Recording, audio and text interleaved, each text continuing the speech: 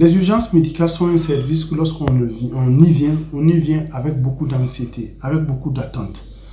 Et dans un système, dans une situation où les ressources sont limitées, les besoins sont énormes, rapidement, il se passe souvent des incompréhensions. Donc souvent, le personnel arrive à être sollicité, mais doit agir selon le degré de gravité. Donc, ce qui est souvent perçu par ceux qui fréquentent les services comme étant une non-priorisation ou non prise en compte de leurs besoins. Donc, cela fait souvent qu'il y a des couacs, des prises de bec entre les agents et les patients ou leurs accompagnants.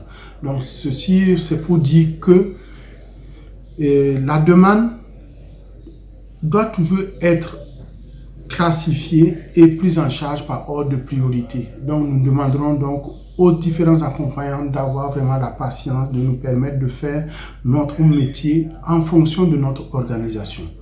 De plus, le service des urgences est un service dont l'accès n'est pas limité. En effet, n'importe qui peut y venir s'il a une pathologie qu'il estime est urgente. Donc, de ce fait, nous nous retrouvons souvent avec des patients qui auraient pu facilement être pris en charge dans le premier ou le deuxième échelon et nous éviter donc un encombrement.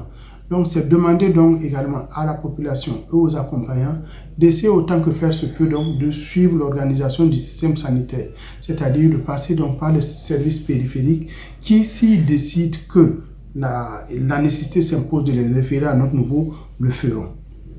En plus, en troisième recours, ce que je pourrais dire, c'est les visites. Nous avons des heures de travail.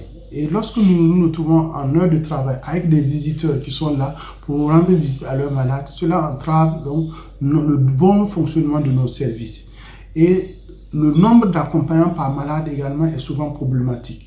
Lorsque pour un malade, vous vous retrouvez avec 4, 5, 6 accompagnants, vous voyez que non seulement les salles sont surexposées, surbondées, mais ces accompagnants même se retrouvent exposés à des pathologies qu'ils pourraient contracter au niveau donc de ces hôpitaux-là.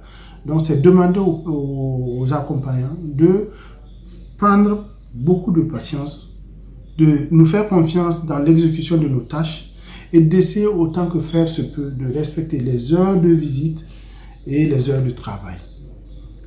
Merci.